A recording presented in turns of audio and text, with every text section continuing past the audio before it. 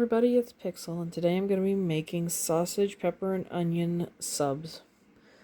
For that, I'm going to need a slow cooker, a can of fire-roasted diced garlic tomatoes, about 2 teaspoons of garlic salt, 1 teaspoon of pepper, and about 1.5 teaspoons of onion powder. 8 of our sausages. Now, these are pre-cooked, which is nice. If you need to cook them, please brown them up in the frying pan for roughly about 8 minutes each side. Also, I like using fresh onions and peppers, but my store was completely out of them and I wasn't going 30 places to look, so I'm resorting to the frozen ones. But feel free to also use the same times and cook appropriately fresh peppers, onions, and whatever else.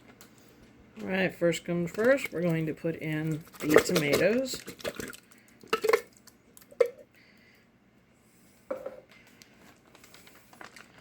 The bag of peppers and onions.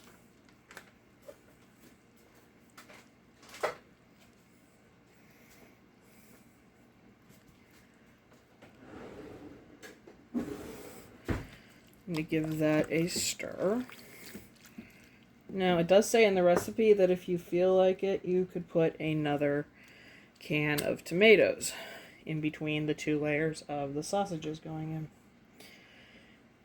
But I'll put in 1 layer of the 4, sprinkle the seasonings over.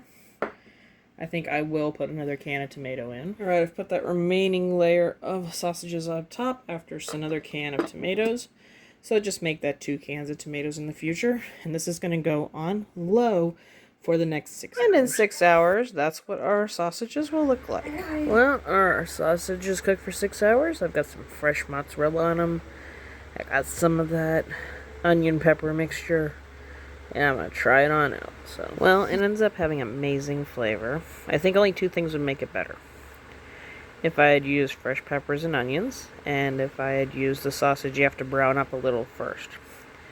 Because the pre-cooked ones are still good and edible and everything, but they almost got a little mushy.